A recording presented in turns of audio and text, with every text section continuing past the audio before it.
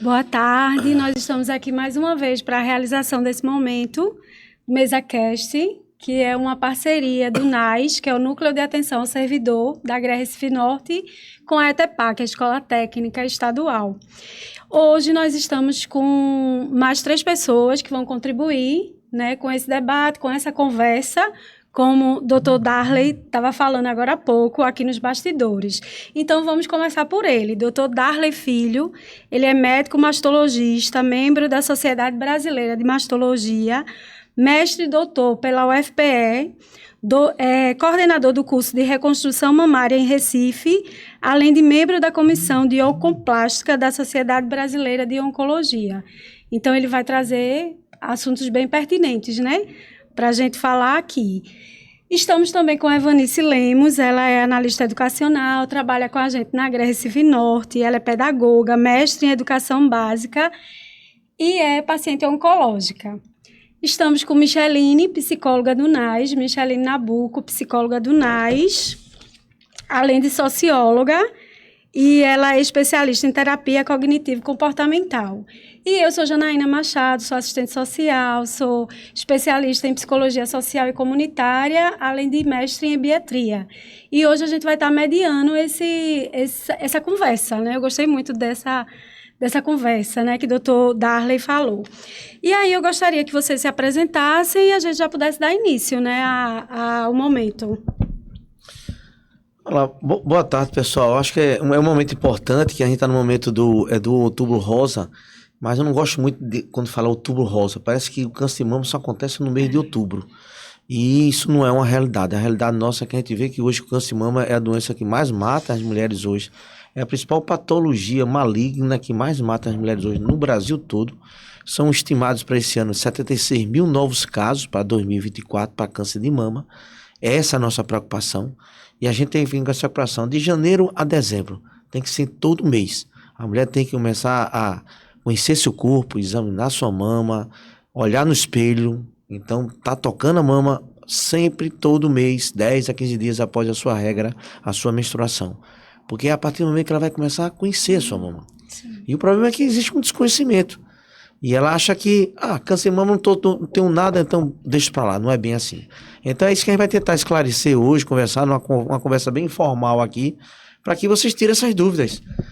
Qual é a causa, qual é a idade, existe o sexo feminino é maior do que o sexo masculino. O homem pode ter câncer de mama, pode ter também. Então tudo isso a gente vai poder esclarecer hoje à tarde aqui. Certo, Evanice. Como Jana já falou, eu sou Evanice. Eu sou pedagoga, sou mestre em educação básica e há 3 anos recebi o diagnóstico de câncer de mama. Então, será o olhar do médico e o olhar da paciente acerca do câncer de mama. Certo. Micheline. Um momento muito importante de troca de informações, de construção de conhecimento a partir de evidências científicas, né? Para a gente não se iludir com informações que a gente vê, né, em vários meios de comunicação que só fazem atrapalhar e prejudicar a saúde das mulheres. E aí a gente começa com a primeira pergunta, que é enfim, como foi que começou essa campanha do Outubro Rosa? Porque, como o senhor disse, assim, não é só o outubro, não, a campanha ela não tem que ser só no mês de outubro, mas a gente sabe que em outubro, como em outros meses do ano, se chama a atenção para determinados temas, né? E aí, como é que surgiu isso? Qual a importância do Outubro Rosa nessa questão mesmo de prevenção do câncer? Na verdade, isso começou nos Estados Unidos, foi um movimento americano que ele chamava, era Pink, e isso começou nos Estados Unidos através de alguns movimentos e foi criando uma dimensão ao nível mundial. E foi de vários países europeus, América do Sul, começou mesmo na América do Norte, se eu não me engano, foi em Nova York, foi em Washington. E esse movimento foi se espalhando. E aí foi com a causa, como tinha um movimento feminista muito forte lá nos Estados Unidos, então ele foi levantando essa causa, e isso criou uma dimensão a nível mundial. Então hoje em dia todo mundo Mas eu não gosto muito, você falou bem, não gosto muito desse negócio do Outubro Rosa, que tem muita gente que infelizmente gosta de aparecer só no Outubro Rosa. Sim. Aparece a partir de sexta-feira, Morreu o Outubro Rosa. Aí então o Outubro Rosa é festa, é reconstrução, é isso, é aquilo, é muito oba-oba, é jantar rosa, almoço rosa, cada jantar desse é R$ 500, é R$ 400, é não sei o quê, muito oba-oba. Mas em termos de ação mesmo, que é a paciente do SUS que está numa fila para uma reconstrução de mama, cadê? Onde é que estão as próteses? Onde é que estão as partes principais para cuidar dessas pacientes? Onde é que estão as drogas, que estão faltando droga? Cadê isso, aquilo? Então, isso acaba. Então, eu acho que existe muito movimento, mas pouca coisa eficaz, que é a prevenção que a gente precisa atuar. E o que seria eficaz na campanha? O que fica quando termina o outubro? O que é que fica, o que é que a gente observa? Que as pacientes, às vezes, faz um exame, faz um mutirão de, vamos lá, mamografia. Faz um cada exame de mamografia. Aí dá alguma alteração, ela vai procurar um centro e ela não tem esse acesso. Infelizmente hoje, uma coisa que eu observo é que essas pacientes elas vão para um posto de saúde, fica lá no posto de saúde, aí manda não sei para onde, a paciente fica rodando, para lá, para cá. Quando vai chegar no centro para poder planejar, é depois de um ano. E às vezes ela perdeu a chance de ser tratada numa fase inicial. Sim. E isso eu observava muito, principalmente ao nível de posto de saúde, ao nível de prefeitura, que não dá uma solução de continuidade dessas pacientes. Eu digo isso que eu trabalho no SUS. Eu sei. E eu sinto isso todo dia. E é a realidade nossa. Às vezes pega um ônibus, passa a noite todo dia de madrugada, porque ela vem lá do Cabrobó, porque não tem ninguém que cuide dela lá. Vem de Garanhuns porque não tem ninguém que cuide dela lá. Então, uma realidade é essa que a gente vê. São dois mundos. O mundo da clínica particular e o mundo do SUS. E poderia complementar, doutor Darley, que eu já ouvi relatos de mulheres que elas desistem de buscar esse médico porque realmente passam por tudo isso. E dizem, não tem como, então eu desisti. Verdade. De dar continuidade. Ao De dar tratamento. continuidade. Elas não têm uma solução de continuidade e sofrem muito com isso. Isso é verdade. Em que faixa etária o câncer de mama mais se manifesta? A média, em torno de 60%, é entre 45 e 55 anos de idade. É a média do câncer de mama. Aí você pergunta, bem paciente jovem pode ter? Pode ser. E cada vez mais estamos vendo os pacientes mais jovens com câncer de mama. E qual é a causa disso? Qualidade de vida. Sim. Qualidade de vida péssimo. Essa geração de hoje é uma geração que se alimenta mal, come mal, são sedentárias e tudo ao contrário. É uma geração à base de quê? De Red Bull, à base de refrigerante, à base de, num clique no celular, ter um iFood. É a geração dessa. Então, será que a alimentação, tudo isso não pode ser uma das causas? Qual é a causa do câncer de mama? 80% do câncer de mama, ninguém sabe a causa. São fatores idiopáticos. O meio ambiente, o sol, o ar que a gente respira, qualquer um desses pode ser a causa. O alcoolismo, o cigarro, a alimentação irregular, tudo isso pode ser a causa. A questão hereditária. Representa hoje em torno de 15% a 20%. Se você tem um histórico hoje de mãe, irmã, avó com câncer de mama, você já entra numa linhagem genética hereditária, pode ser. Então você tem que investigar. Foi o caso daquele caso da famosa atriz americana, Julie Jolie, Sim. que a avó dela teve, a mãe teve, e ela fez o teste genético e veio positivo. O que é que ela fez? Retirou as duas mamas. E depois retirou os ovários. Acabou. Então ela vai morrer nem de ovário e nem de mama. Porque, no caso aí, ela teve um estudo genético. Quando você tem na família um histórico muito forte de câncer de mama, você deve fazer o aconselhamento genético, que é para um oncogeneticista fazer um chamado heredograma, que é isso aí, ele vai fazer um levantamento de toda a família e fazer o teste genético. Doutor Darley, a família mais materna ou paterna? Mais materna. É mais a linhagem materna, não paterna. Okay. Então isso aí quando você põe o pai e a mãe, você vai mais pro lado materno. É onde ela herda mais os genes. Então, assim, a mamografia e a ultrassom são exames que previnem o câncer ou são exames de rastreio?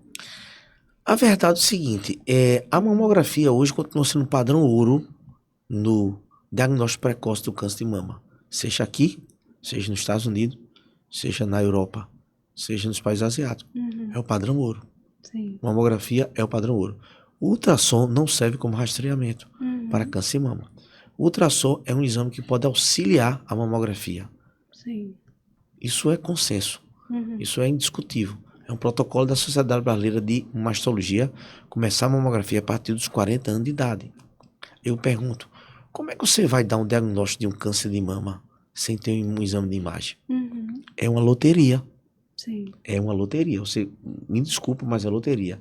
A gente vê hoje aí na internet pessoas falando o que querem aí. Falando que a mamografia dá câncer de mama, mamografia dá câncer. Baseada em que isso? Para a pessoa falar, a pessoa tem que provar. Enquanto ela não provar, é balela, é achismo. Eu acho isso, eu acho aquilo, faz o que quiser. Mas não é verdade. Tudo hoje a gente fala em cima de evidência clínica. Eu canso de dizer isso. Eu nunca vou falar uma besteira sem ter um dado clínico. Uhum. Eu vou apresentar um trabalho, um artigo, mas eu tenho experiência. Tenho. E o meu artigo mostrou tal, em cima disso. Então, o que estão falando aí é muito perigoso dizer que a mamografia causa câncer de mama. Sim. E no meu caso, especificamente, doutor, a ultrassom, ela não mostrou nada. Não mostrou? Ela foi absolutamente normal. Perfeito. E aí a mamografia foi bem clara e não deixou dúvida de que ali já existia. No caso a sorte de Evanice foi que ela deu o diagnóstico num carcinoma in situ, numa fase inicial, e que a mamografia não detecta essas microcalcificações. Sim. Só a mamografia. A mamografia foi que salvou ela nesse momento. Porque se ela deixasse isso para lá, um ano depois, esse tumor não era mais in situ, ele era invasivo. E ia ter perdido a chance. Uhum. Ela possivelmente, por esse diagnóstico precoce, é que sempre que eu digo câncer de mama tem cura, de acordo com o seu diagnóstico seja o mais precoce possível. Isso aqui é importante. A questão do autoexame, né? que geralmente nas campanhas se fala muito sobre isso, né? Quando é que ele é eficaz, assim, para todo tipo de câncer? Eu acho a turma critica o autoexame. O autoexame não resolve nada. Me desculpa, para um país nosso, país subdesenvolvido, que a gente tem uma carência das pessoas terem acesso ao médico. Ela só em tocar na mama, isso já pode ajudar. Eu divido o diagnóstico do câncer de mama em uma tríade: o exame clínico, o exame de imagem e o exame histológico. O exame clínico é o autoexame que a própria paciente faz, e o exame físico que é o médico que faz. Mas ela pode sim ajudar. Tem um americano que ele deu uma palestra aqui, foi Ben Johnson, se não me engano, ele deu uma aula espetacular mostrando que ele comprovou que nos países africanos, só com a orientação de a paciente fazer o autoexame, foi possível dar o diagnóstico em mais de 60% dos casos. Poxa. Naqueles países que não têm acesso. É possível sim. Sim. Isso é possível. No tocar, no examinar. Um exemplo, eu fui dar aula hoje de manhã. Tinha 30 mulheres na sala. Nenhuma delas examinava a mama. Não tem rotina de examinar a mama. Como é que ele está falando de autoexame? Se a própria mulher não examina a mama no banho, não examina a mama quando estiver deitada, ela tem um peito o dia todo. Na verdade, o que é que custa tocar na mama? Sim. Doutor Darley, e sobre o autoexame, tem um período do ciclo menstrual que seja mais propício para detectar? Essa pergunta é importante porque você tem que esperar aquele período que a mama está... Você está no período da menstruação, a mama é demasiada. Você tem que esperar 10 a 15 dias depois que a mama acabou o ciclo e ela vai preparar para outro ciclo. Então, 10 a 15 dias após o ciclo menstrual, você deve fazer o seu autoexame. Ô, doutor, no meu caso, foi um in situ.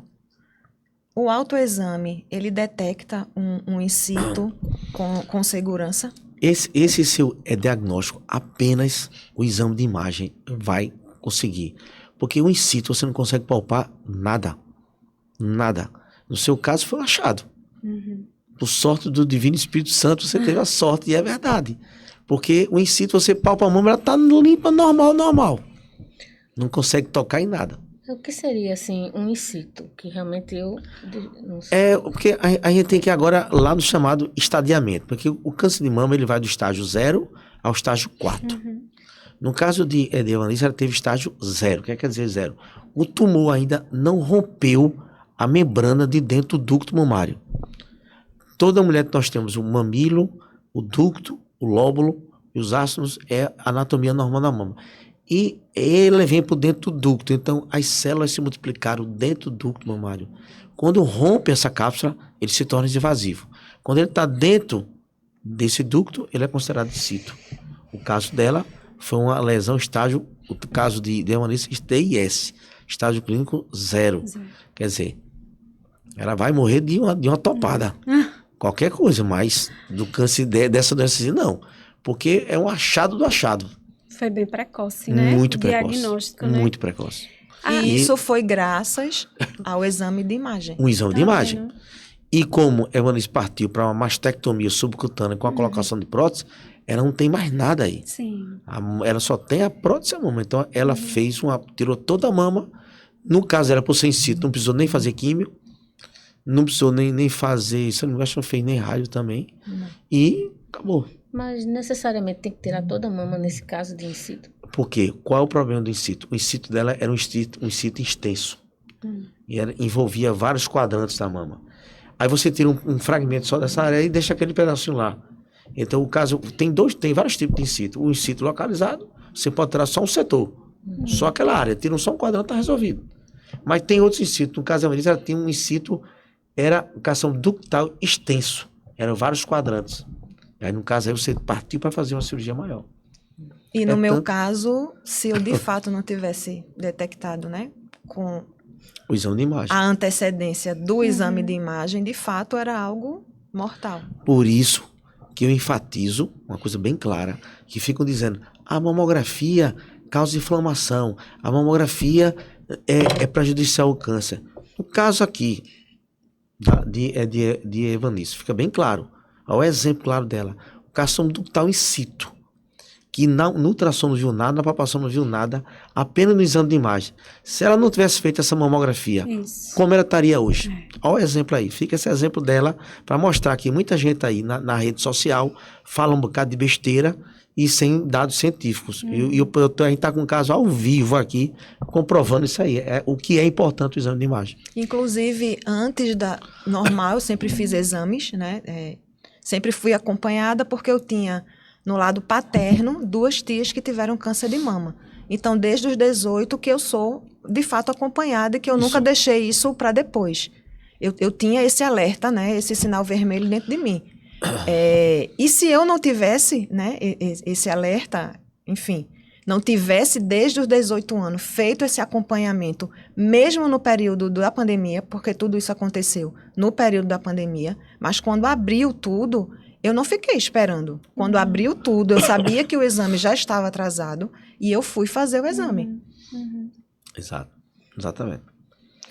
Em relação aos homens, a gente sabe que o câncer também acomete, né, os homens. Como seria o procedimento, o fluxo para atendimento? Seria semelhante? Praticamente é a mesma coisa. Qual a diferença entre o peito do homem e o peito da mulher? Certo. A mulher, ela tem muito mais tecido mamário e o homem tem menos tecido mamário.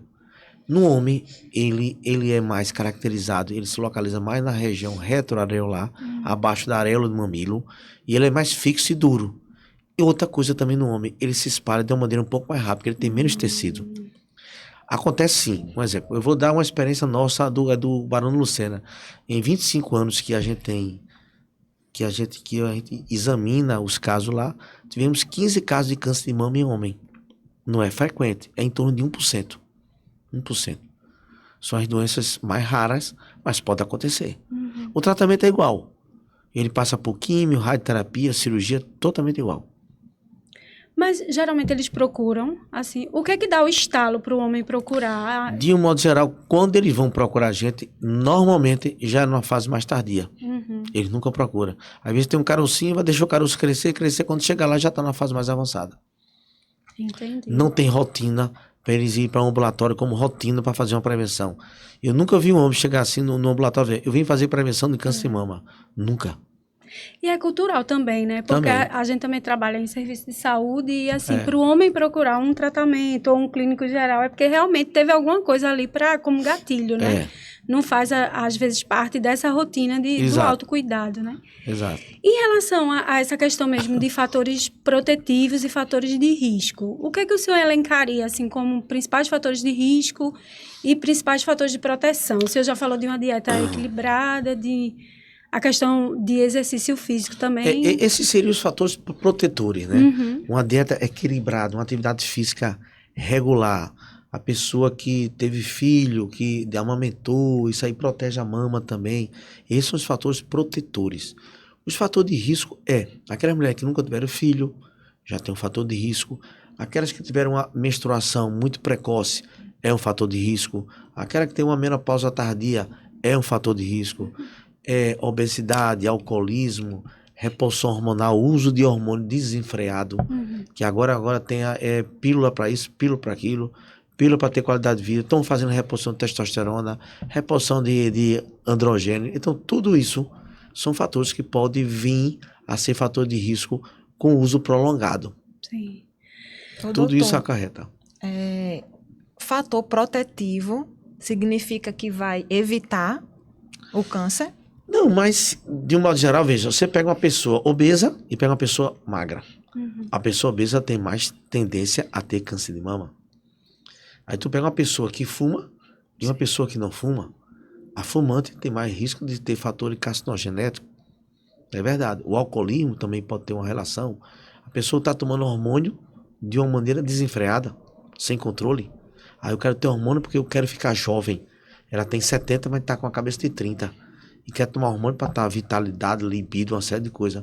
Então, isso aí, de modo geral, ao longo de anos, pode ser um fator que venha agravar, que venha a ser prejudicial. O que é fator idiopático? O fator, de modo geral, você às vezes não sabe por que veio, por que surgiu. 80% hoje do câncer de mama, você não tem a causa. A causa exata do câncer de mama não é. São vários fatores. Então, você sai supondo que pode ser isso, pode ser aquilo, tudo isso. A gente hoje tem observado que o número de obesos aumentou muito. E a obesidade, ele interfere nos fatores hormonais. Já tem uma tese mostrando que as pessoas com mais obesidade têm maior risco de ter câncer de mama. E aquelas pacientes que eram bariátricas, fizeram cirurgia bariátrica, diminuiu a incidência do câncer. Porque diminui os fatores hormonais. É um somatório. Aí você perguntar qual é a causa, é multifatorial. É multifatorial. Doutor, e sobre essa questão algumas antenas, que são antenas comuns, aquelas antenas imensas, que tem em algumas regiões. Já ouvi assim falar, pessoas dizerem que aquilo também prejudica. Antenas tipo assim, de transmissão de rádio, TV, celular. Tem alguma coisa a ver? Veja, o que você vai ver hoje é o que estão dizendo aqui, que quem está comendo frango vai ter câncer. Sim. Quem está comendo ovo demais Quem usa vai ter. Desodorante né? é câncer. Tudo entra no chamado de fake. Os fake news. Tudo fake. Os mitos, né, em Os relação mitos. ao câncer. Agora já estão falando, sabe o quê? Como está tendo muito roubo de celular, aí estão colocando o celular por dentro do sutiã. Pronto. O celular agora é o causador de câncer. E é verdade. Não é não. Você tu tá usando o celular aqui por dentro para não ser assaltado. E agora? Então, é mais uma fake, porque aí aquela história que a gente fala, existe trabalho que mostrou que 100 mulheres que usaram o celular dentro do sutiã e 100 que não usaram o celular desenvolveu câncer. Tem algum trabalho? Não tem. Então, o resto é suposição. Como a pessoa vai dizer que mamografia causa câncer de mama. Ela fala o que quiser. Mas você prova? E alguém prova? Não. Então, é tudo suposição. E um desserviço, como a gente estava falando no começo, né? Um desserviço. Nos bastidores, porque tem pessoas que acreditam, né? E acreditam em outras coisas também, né? Como se fosse, assim, uma questão de que, você tem mágoa no coração, você não perdoa, então você vai desenvolver o câncer. Tem pessoas que realmente acreditam nisso e muitas vezes não procuram o tratamento científico, comprovado, médico, né? Que as pessoas estudam. Veja aí o senhor está nessa área há muito tempo, muito estudioso, produzindo conhecimento. E, assim, são pessoas realmente que podem orientar, né? Mas nessa época que a gente vive, de fake news, de muita coisa circulando na internet, rapidinho, assim, acontece um negócio aqui, ali você já está sabendo. Então, essas coisas se propagam com muita facilidade. Então, a gente tem que ficar muito atento. A cultura, o hábito que a gente não tem de leitura, Isso, né? exato. Uma leitura boa, né? Tudo o dicionário é o Google, né? Verdade. É E aí verdade. as pessoas têm mais acesso a isso do que realmente a consultar uma pessoa que tem o conhecimento, né? sobre isso. Hoje, infelizmente, isso é verdade. O Dr. Google, hoje você clica lá no Dr. Google, lá tem tudo, todas as informações, e o cara hoje no Google, você mete sua página lá, você escreve o que você quiser. Isso. Escreve o que você quiser. E ainda sobre fator de risco, né? talvez eu seja a pessoa menos provável de ter tido um câncer, porque eu sempre fui cuidadosa com a minha alimentação. Eu sempre fui cuidadosa com o exercício físico, desde muito jovem. Eu fazia balé, enfim, minha família sempre estimulou isso do fazer exercício físico, né? E ainda assim, ele chegou no meu endereço, ele bateu na minha porta. Pois é. Aí Então, você por conta disso, ele é multifatorial. multifatorial. E é verdade. Você não vai saber por que a causa.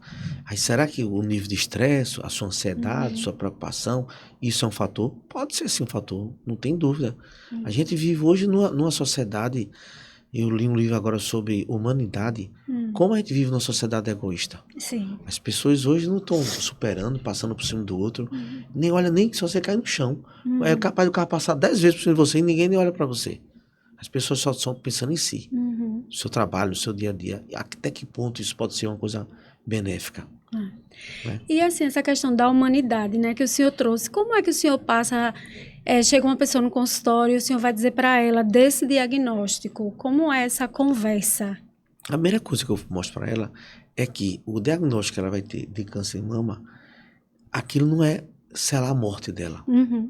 Eu já começo dizendo o seguinte, ó, não deu um resultado bom, mas a gente tem várias opções de tratamento, a sua mão vai ficar melhor do que está hoje, eu vou dar um resultado melhor do que você está hoje. Sim. Então eu vou mostrando de uma maneira para ela que quebra aquilo ali e que no final, quando ela termina a cirurgia, ela nem lembra que ela passou por aquele processo. É você esquecer, porque muita gente quando fala de diagnóstico de câncer, ela acha que ela vai direto para a morte. Sim. É uma sentença, né? É uma sentença de morte. E isso não é verdade. Isso não é verdade. Ô, Evanice, E eu sou e pra testemunha. você? Isso é um exemplo. É, Vanessa, Era isso que eu ia Como o perguntar. doutor Darley não foi ele Sim. quem me deu a notícia, né? Não foi o doutor Darley, foi o meu mastologista. Doutor Darley foi a indicação do cirurgião do meu mastologista. Então, a notícia dura veio do meu mastologista e eu saí de lá paralisada. Então, eu não conseguia chorar, eu não conseguia, eu fiquei paralisada. E a primeira coisa que me veio na cabeça, muitas coisas, mas algo que parou naquele momento, quando o chão se abriu, foi eu não consegui realizar alguns sonhos. Porque aí era a minha ignorância, né, de não saber que eu não ia morrer. Quando o doutor Arthur falou, sim, é um câncer, não tem outro jeito de dizer que é um câncer, mas a partir de agora, eu estou com você. Então, se você quiser destruir a minha sala, se você quiser bater em mim, se você quiser gritar, eu vou estar aqui segurando a sua mão. Mas eu só conseguia ficar estática. E aí me veio na cabeça, né? Aquele sonho que eu não consegui realizar. Eu não vou conseguir. Né? Isso veio numa fração de segundo na minha mente. E ele começou a falar de como seria o tratamento, eu não conseguia entender, escutar nada, né? Só o chão abrindo e eu entrando. E aí, no outro dia, eu já consegui a consulta com o doutor Darley. E aí, isso que ele está falando, né? Realmente, quando ele me viu e já sentiu que eu era uma pessoa tensa e ansiosa, ele já conseguiu ir quebrando, de certa forma, o gelo, porque aí ele vinha me dar a notícia, acho que ainda mais difícil do que ouvir que eu tinha um câncer. Ele disse, eu sugiro que você faça uma mastectomia completa, não um quadrante. Então, o chão abriu novamente, né? Dessa vez eu consegui chorar. E aí ele perguntou se eu tinha uma religião, eu falei que tinha, né, que eu era evangélica, e aí ele começou a brincar, dizendo, então eu vou falar com o seu pastor, porque você tá desse jeito, tá com medo de quê? De morrer. Uma pessoa crente tá com medo de morrer, então ele começou a criar estratégias comigo, tentando que eu recebesse, né, de uma forma menos desafiadora do que estava sendo. E aí eu lembro bem que ele começou a dizer o Salmo 23. Ele disse, você vai repetir comigo o Salmo 23, porque naquela hora eu acho que nem o Salmo 23 eu lembrava, né? Porque tinha sido mais outro baque para mim naquele momento. E aí ele começou a dizer, e eu repetia, né? O Senhor é meu pastor, e aí? O Senhor, meu pastor, e aí isso foi, de fato, verdade. Me acalmando, e eu disse para ele, bom, tem que ser isso, então vamos lá, vai ser isso. Então, como é importante. Eu acho muito importante isso aí, Ivanice. Eu sempre levo, toda a paciente que você perguntou como é que eu dei, eu sempre levo para o lado da espiritualidade. Sim. Eu sempre ponho Deus no meu dia a dia. Deus, eu ando com Deus todos os dias. Eu sou um médico muito religioso, sou católico, praticante, e eu ponho isso no meu dia a dia. Quando eu trago a paciente para dentro dessa espiritualidade, eu tiro ela do chão dela e ela vem para um lado que ela começa a rezar comigo, começa a fazer as suas orações, começa a entrar naquela área que eu gosto, que é da espiritualidade. Sim. Colocar o Deus no dia a dia da gente. E, para Deus, o que é impossível? É isso que eu falei para ele. Para que tu tá chorando? Ele é o pastor, ele é o mestre de todos os mestres. Eu li o livro de Lucas, Médico de Homens e Almas. Eu recomendo a todo mundo, quem puder ler esse livro. Lucas foi um apóstolo que não conheceu Cristo. E tinha um amor por Cristo, depois que ele morreu, depois de um ano. Lê a história de Lucas, para você mostrar o verdadeiro amor que ele tinha. Então, eu levo para esse lado dele. E eu vejo muito como o Lucas era um verdadeiro médico. Ele não tinha distinção entre preto, branco, negro, nada. Para ele, todos eram iguais. Era como Jesus pensava. Então, eu levo muito para esse lado. Então, eu sempre procuro trazer a paciente do lado que ela está fora, daí eu trago ela para perto de mim, e onde eu levo a parte religiosa. Então, esse primeiro momento de acolhimento, como é importante, faz a fundamental. diferença. Fundamental, Não é? E que ele se estenda para a rede de apoio, né? Na família, nos amigos, assim. Queria, Ivanice, como você chegou com essa notícia? Foi fácil para você compartilhar? Como foi isso para você? Esse primeiro momento de acolhimento, que foi muito importante, que te fortaleceu. E depois? Uma das coisas importantes é que, no momento, meus pais são idosos e eu não queria que eles estivessem em contato com isso diretamente. Eu já sabia que tinha algo muito errado. E eu não fui só para o consultório do meu mastologista, eu fui com 2 amigas. Sim. Né? Então, esse suporte, né, como o doutor Darley acabou de dizer, cada um recebe o diagnóstico, o momento, né, é um câncer de um jeito, e cada um tem o seu desafio a partir disso, né? E cada um vai se agarrando com aquilo que aprendeu a se agarrar. No meu caso, eu de fato me agarrei com Deus. Então, eu tenho total clareza que aquelas pessoas que ele separou para ir comigo no momento e eu receber, né, estavam lá preparadas para isso. Eu me lembro que quando eu saí do consultório de doutor Arthur, eu liguei logo para o meu irmão, que mora em Brasília, e aí ele é muito prático e ele disse, não importa agora o que é que importa, você e o tratamento. Pai e mãe vão ter que saber. Né? Então, a gente vai dar um jeito de dizer e vai estar todo mundo junto com você. Então, eu tive todo o suporte de Deus, e Deus dando força à minha família, aos meus amigos. O doutor Darley sempre dizia, você tem muitos amigos, né? Isso é muito bom. Demais. Porque meus amigos não me deixavam nem ir sozinha para os momentos de consultório com o doutor Darley, pós a cirurgia, momento da cirurgia. Então, ele sempre falava isso, você tem muitos amigos. Isso é muito importante, a família E está perto. a rede de apoio, né? A rede de Familiar, apoio. amigos. Rede de Sim. apoio. E ela se permitir também, né? Totalmente. Compartilhar Isso. essa dificuldade, esse momento difícil com as pessoas que ela confia e sabe que iam estar com ela nesse momento, né? E isso foi fundamental. Ô, Isso Evanice, até hoje. aproveitando, assim, a gente escuta muita coisa, né? Mas, assim, na tua experiência, o que as pessoas diziam que era complicado para você escutar, e o que as pessoas diziam que lhe acolhia? Tipo, o que eu posso dizer para uma pessoa que está passando por esse processo e o que eu não devo dizer para uma pessoa que está com câncer, né? Mesmo cheia das boas intenções, mas o que se pode, o que se não pode falar? Quem esteve próximo a mim, não é? A minha família, os meus amigos, de fato, as pessoas eram muito cuidadosas. Mas pós isso, pós a minha recuperação, eu já, enfim, indo sozinha para alguns lugares, 2 coisas me incomodavam e incomodam até hoje.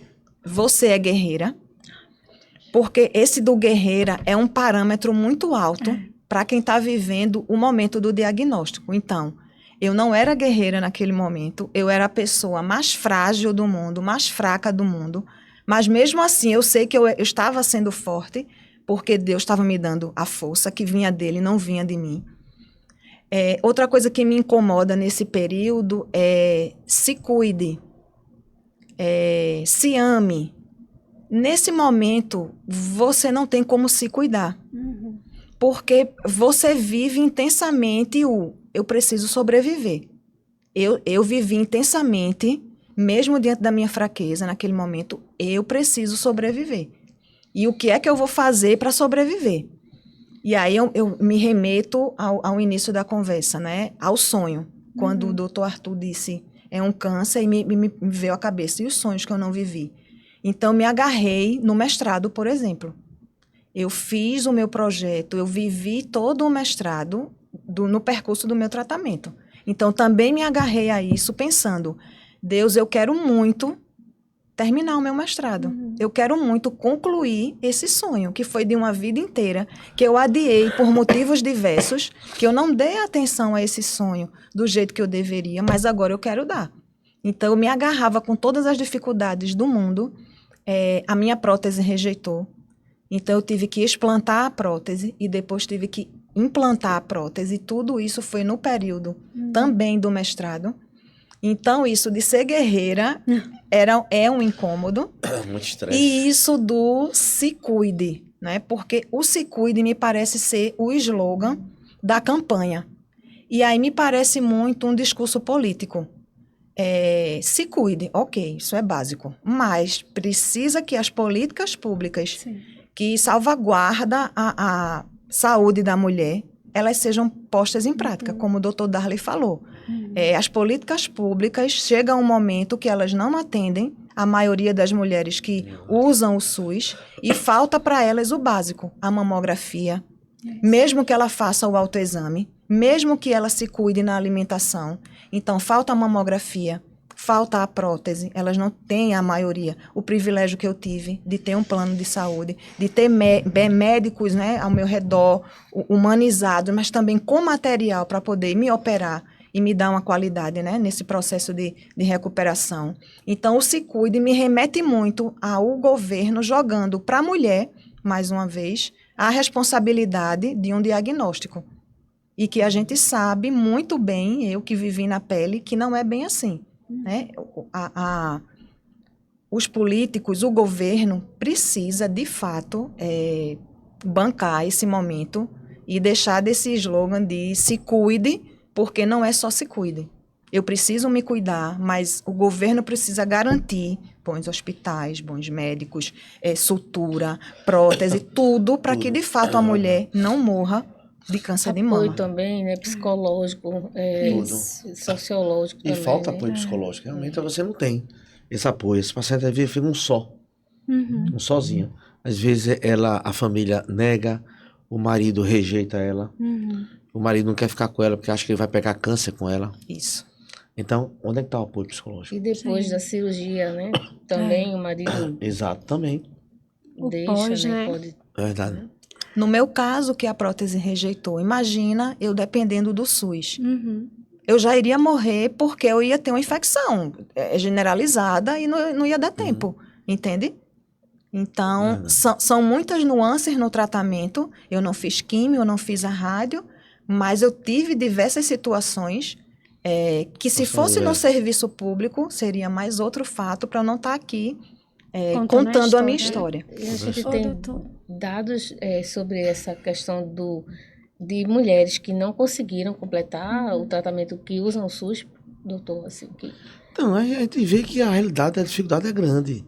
Isso não precisa ir muito longe, não. Se você for hoje no Hospital do Câncer, se você for no Barão Lucena, for no IMIP, tudo isso, você vê a dificuldade que as pacientes têm acesso. São hospitais de referência. De referência. Essa é a minha pergunta, assim, quais hoje, são os hospitais de referência? Hoje no estado, hoje que é vinculado à Pelo Secretaria de SUS. Saúde, hoje nós temos o Hospital Barão de Lucena, que hoje é o hospital referência para a Secretaria de Saúde. Tem o Hospital Oswaldo Cruz, que é vinculado à Universidade de Pernambuco.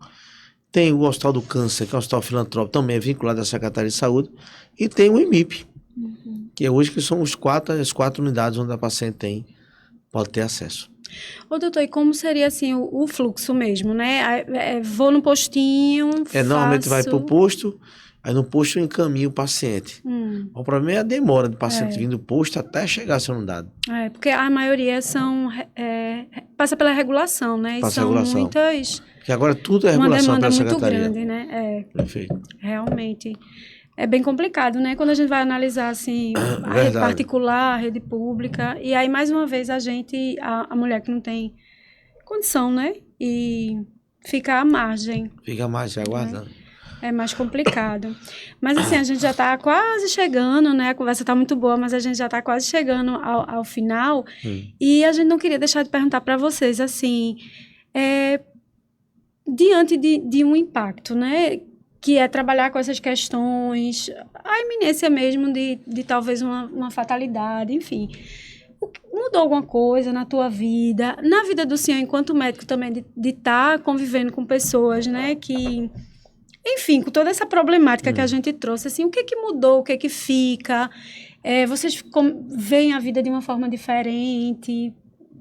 Poderia compartilhar com a gente, assim, se houve algum aprendizado, enfim... A gente, uma coisa que eu observo, que a gente na medicina, a gente continua sempre aprendendo. A gente acha que já viu tudo, mas continua aprendendo, vendo com casos mais raros, casos mais difíceis, e aprendendo com as pacientes também. Sim. E eu sei que o sistema é cíclico. Tem período que tá bom, tem período que tá ruim. Tem período que às vezes com o hospital eu tenho tudo. Agora eu tô com o hospital, tô com dificuldade para tudo. E assim vai. É um constante sobe e desce. Sim. Isso é a realidade nossa. Seja no nível estadual, seja no nível municipal. E a gente vê a constante, os pacientes para lá e para cá. Infelizmente, quem sofre é o paciente. Infelizmente, quem sofre é o paciente. Isso é uma realidade que eu vejo hoje no dia a dia.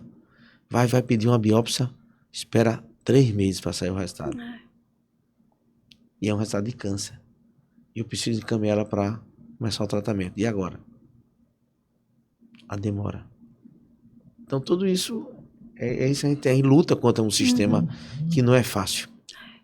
E as pacientes aí. Evanice é diferente. Evanice tem um plano de saúde, ela conseguiu tudo pelo plano. Conseguiu tudo do bom e do melhor. Prótese, hospital, todo. Mas é a realidade. Eu estava agora mesmo no Barão há 1 ano, as pacientes sem prótese. Porque não foi feita uma licitação e demorou e ficou sem prótese. Esbarra muito nessas questões, né? Demais burocrática.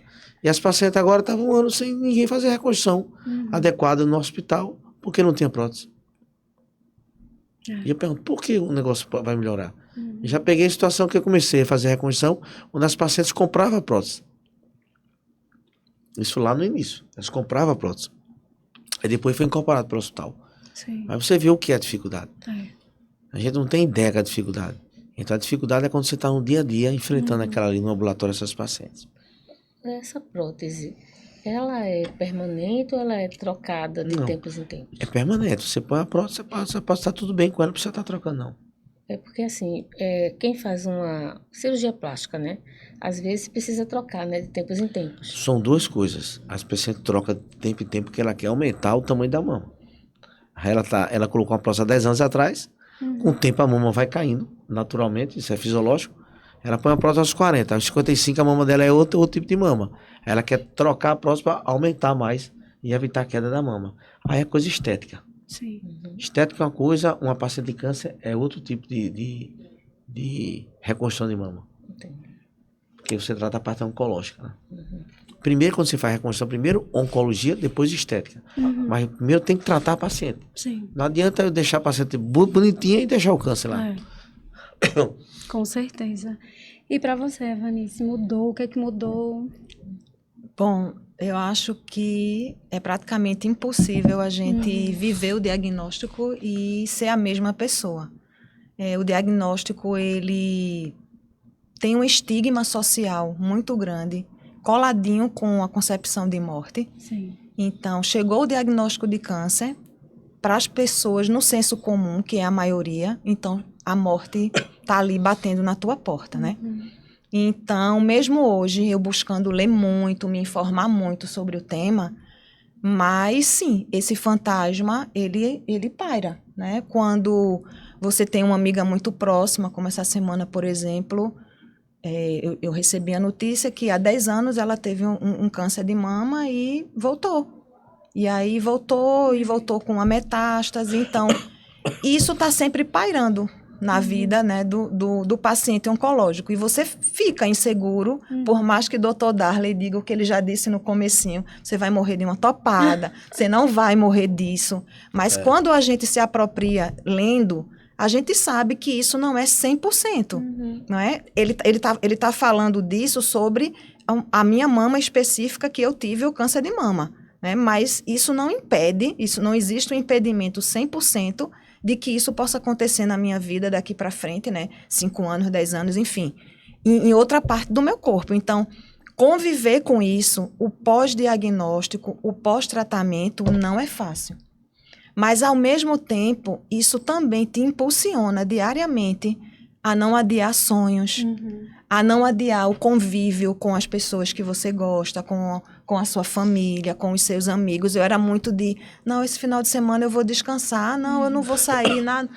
Assim, eu vou cansada mesmo, né? E isso foi uma mudança muito grande no meu dia a dia, né? Eu não adiar as coisas que eu preciso fazer, porque eu vou estar com minha família, eu vou estar com meus amigos, eu vou estar fazendo alguma coisa que eu gosto, eu vou estar na igreja. Então, o cansaço não me impede mais de fazer aquilo que eu realmente gosto, né?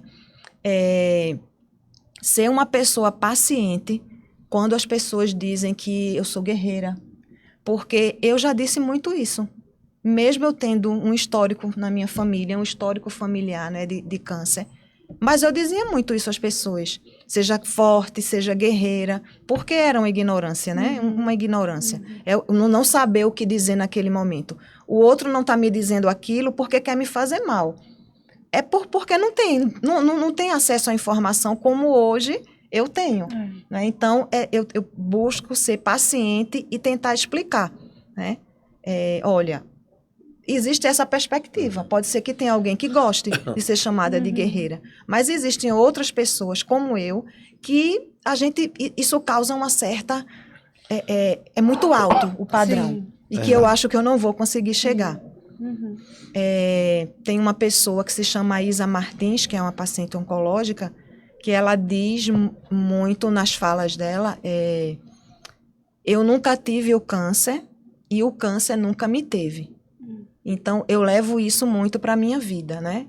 O câncer esteve ali, mas ele não me tomou, né? Ele não me paralisou e eu nunca o tive no sentido de deixar de viver a minha vida, né? Tudo aquilo que eu podia investir para estar bem e tudo que eu posso investir para estar bem, academia, treino, alimentação, eu continuo fazendo sempre na perspectiva de que está tudo bem, Evanice.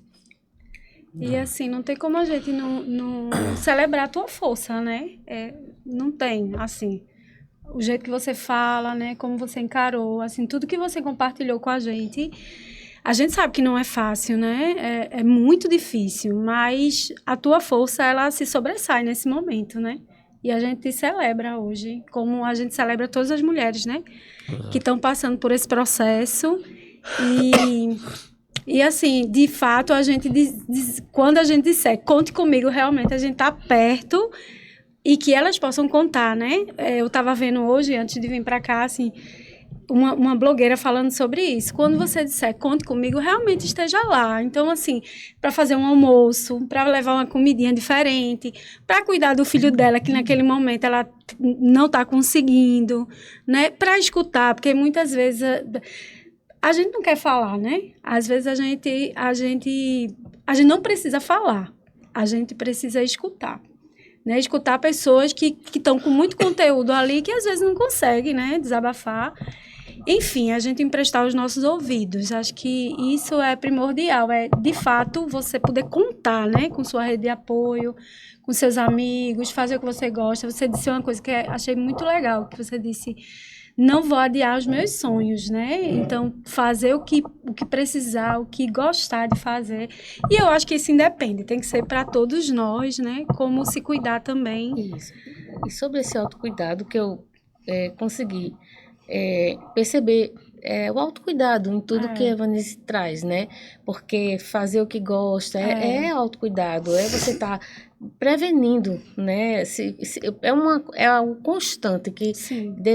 a gente deveria ter esse hábito, né? Uhum. E depois que acontece, a gente continua até o fim, né? Ter esse autocuidado, procurar também informações, né? De qualidade, né? Pessoas que realmente vão ajudar e evitar ser bombardeada por redes sociais, conteúdos que não não vão acrescenta, né? acrescentar em nada, né? Isso. E a importância de você ter sempre esse propósito, né? Eu quero realizar os sonhos, né, que eu tenho. Então, isso é ter propósito de vida, né? É continuar, a vontade de permanecer. E você, a partir desse teu movimento, também influenciar outras pessoas, né? Eu confesso que a partir de agora, eu vou ter mais cuidado com essa questão desse exame, de buscar, né? Me cuidar mais, porque realmente ela traz que ela fazia tudo isso desde os 18 anos, né? E aconteceu. Imagina a gente que por muitas situações a gente não se prioriza, né? Porque a gente tem família, tem emprego, tem tanta coisa que a gente quer fazer, a gente coloca na frente, né? E a gente deixa de se cuidar, né? De ter esse momentozinho no dia a dia, na nossa vida, para se autocuidar, né? E aí passa a oportunidade de ter essa prevenção, né? E aí Uma coisa que eu acho para deixar uma mensagem aqui que é importante, que o câncer de mama tem cura, contanto que você dê o diagnóstico precoce. É isso que você tem que colocar na cabeça. Câncer de mama depende muito de vocês, mulheres. Contanto que procure um profissional, um mastologista, que vai fazer os seus exames de rotina, e aí você consegue detectar uma lesão numa fase bem inicial, e você está praticamente curada. Isso. Como disse para a Vanessa, vai morrer de outra coisa. De uma queda, de uma topada, qualquer outra coisa, mas não vai morrer do câncer de Bem mama. velhinha na cama dela. Bem velhinha na cama dessa. Vai morrer de morte morrida. Porque um dia todos nós vamos embora. A gente veio para um mundo de mão vazia e vai voltar de mão vazia. Não leva nada. É isso que é importante. E aí eu queria que vocês, né, assim, primeiro agradecer. Obrigado. Né, Dr. Darley, foi maravilhoso essa conversa. A Evanice também, né? A gente sempre se encontra na greve, mas agora é uma admiração muito grande, assim, que a gente sente, né, por toda a tua história. E coragem, né, de falar sobre isso. E assim, dizer que vocês podem contar com o NAS. O NAS é o Núcleo de Atenção ao Servidor. A gente trabalha com a questão da saúde do servidor da educação. Funcionamos lá na GRE Recife Norte e estamos abertos para acolhimento, encaminhamento, né, para a rede mesmo de assistência, a rede de tratamento psiquiátrico e por aí vai. Então, a gente tem psicólogos, assistentes sociais na equipe, fonoaudiólogos, prontos para receber, para acolher e para dar os encaminhamentos necessários. Vai estar no nosso Instagram essa conversa que a gente teve, certo? E vocês podem interagir lá no Instagram, porque dependendo das perguntas a gente vai respondendo ou encaminhando para as pessoas poderem estar com a gente, né, nesse momento de troca. E eu queria convidar vocês dois para fazer as considerações finais. Evanice e Dr. Darley. Evanice? Reforçando o que o Dr. Darley falou, câncer de mama tem cura, e eu sou a prova disso, né, de que tem cura. A gente, enquanto mulher, precisa fazer a parte da gente, né, de deixar nossos exames em dia, mas a gente também precisa cobrar do poder público que ele faça a sua parte, de janeiro a janeiro. Sim. Não somente no mês de outubro, como se somente no mês de outubro as mulheres tivessem câncer de mama. Perfeito.